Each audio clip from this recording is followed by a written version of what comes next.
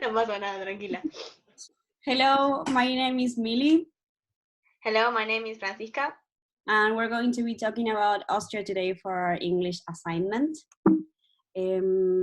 Austria is a country that is located in Central Europe, so it's surrounded by 8 different countries, and it has taken all the influence from their cultures, making their unique Austrian culture as well. It's a country that has a lot of natural interest and also a lot of cities and towns. So we've chosen the approach of a tourism company that's going to be working with an Austrian company so they can make alliances through the tourism. So this way we have analyzed some of the manners and things that are used to. So for example, one of the main things when you're greeting someone at the beginning, you'll have a firm handshake. They are very formal. And some Austrian men will kiss the female in the hand, but only if they're Austrian as well, not to everyone. Titles are very important. So if you're a doctor or if you want to be called sir, miss, mrs, it is extremely important, and they put a lot of importance in the rank that you're in as well. They are very formal, as I said, and very prudent and moderate in all their behavior, not only in meetings and at work, but in their day-to-day life. And they are also family oriented because since they live in such close small cities, they tend to stay there and spend time with their families whenever they can. Oops, sorry. So, Well, yes, I'll be talking about etiquette regarding the relationships and communication.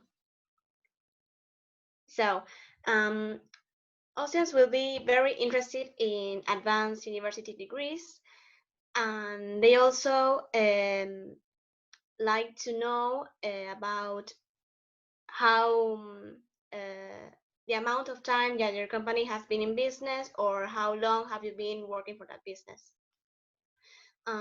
Austrians will be judging you on your clothing and demeanor. That's why men have to dress with darker colors and obviously in suits. And women can also be dressed in suits, but if they decide on wearing dresses, they have to be more conservative, and they have to add a little elegance touch, like putting necklaces or earrings, or such as bracelets. Communication is formal and follows strict rules of protocol. Austrians show deference to people in authority. They also like to joke and do small talk, but because they are very serious and very serious in order to get to the point of the discussion. They also address people by their academic title and surname, so that's why you don't need to be shocked when suddenly you're addressed by your surname, because that's how their culture works. And they don't use first names, but they use first names only for close friends or family. In many situations, Austrians will be direct to the point of bluntness, and this is not because they're rude. They don't mean to be rude, but because they like to get straight to the point and continuing on the discussion. And expect a great deal of written communication, because then you need to have more information to back up your decisions. Exactly. And then in business meetings in particular, the appointments are always necessary. Similar to Switzerland that we saw in one presentation, you would be expected to have 3 to 4 weeks in advance to make an appointment or a meeting in private companies. Also, they don't take any meetings or gatherings during the holiday week. So the 2 weeks in between Christmas and New Year's, Easter, and during August, where they usually have a vacation and summertime. They also take very seriously the punctuality, and they feel very offended if you would cancel a meeting last minute. That is completely not acceptable.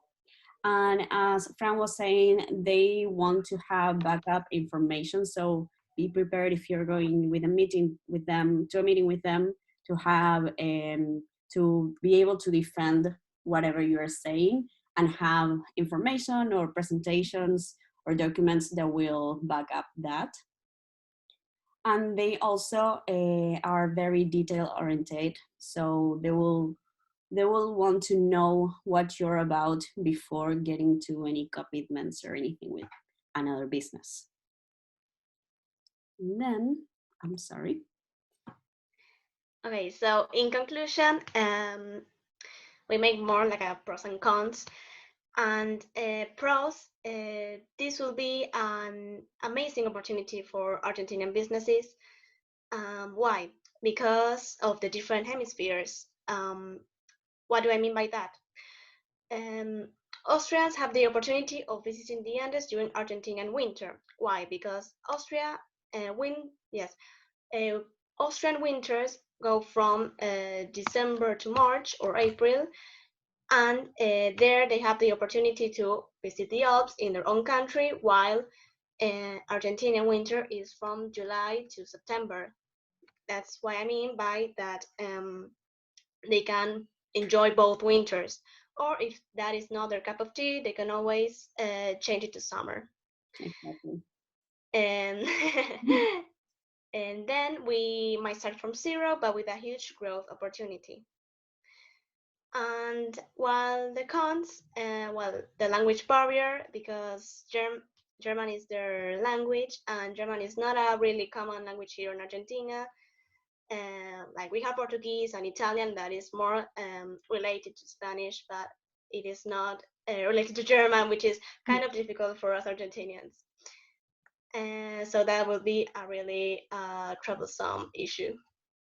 And not having direct flights from the main airports, that is also a really huge problem, because like imagine you're an employee and you need to go to Austria as soon as possible, and it kind of be troublesome if you need to stop by in Brazil or in some countries when you have to get to Austria as soon as possible. Exactly.